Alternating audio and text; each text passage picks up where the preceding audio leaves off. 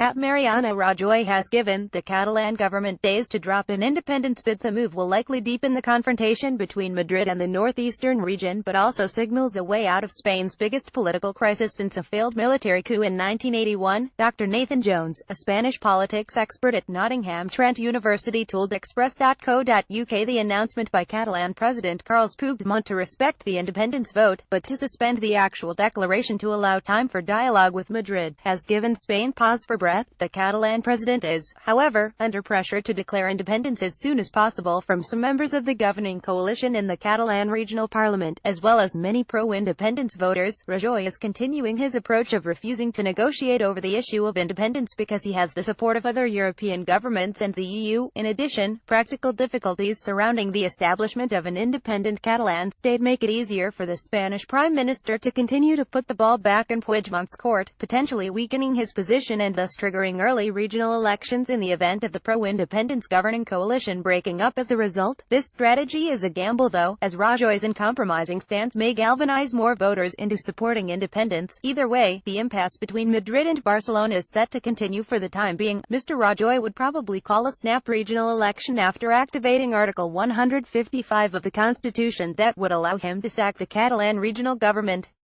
Getty. Mr. Puigdemont issued a symbolic declaration of independence from Spain on Tuesday night, but the Catalan leader is set to fight back. Mr. Puigdemont issued a symbolic declaration of independence from Spain on Tuesday night, but then immediately suspended it and called for negotiations with the Madrid government.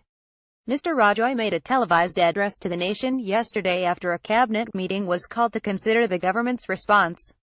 He said the cabinet has agreed this morning to formally request the Catalan government to confirm whether it has declared the independence of Catalonia, regardless of the deliberate confusion created over its implementation. Protesters in Spain took to the streets to demonstrate against the referendum. He later told Spain's parliament the Catalan government had until Monday, October 16 at 0800 GMT to answer. If Mr. Puigdemont was to confirm he did declare independence, he would be given an additional 3 days to rectify it, until Thursday, October 19 at 0800 GMT. Failing this, Article 155 would be triggered.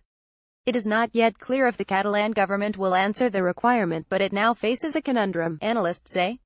If Puigdemont says he did proclaim independence, the central government will step in.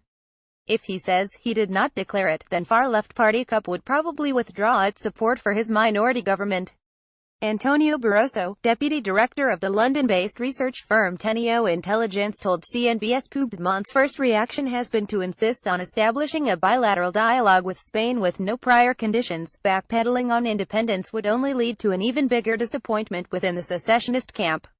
Given that Rajoy cannot accept a bilateral discussion without Puigdemont backtracking first on independence, the most likely scenario is that the Prime Minister activates the next steps of Article 155, the so-called nuclear option, which will probably happen within the next 48 hours. Rajoy has two objectives if Puigdemont remains ambiguous. The pro-independence movement will get more fragmented. If Puigdemont insists on defending independence, then Rajoy will be able to apply Article 155. Either way, Rajoy's aim would be to first restore the rule of law in Catalonia, and this could at some point lead to early elections in the region. However, losing Catalonia, which has its own language and culture, would deprive Spain of a fifth of its economic output and more than a quarter of exports.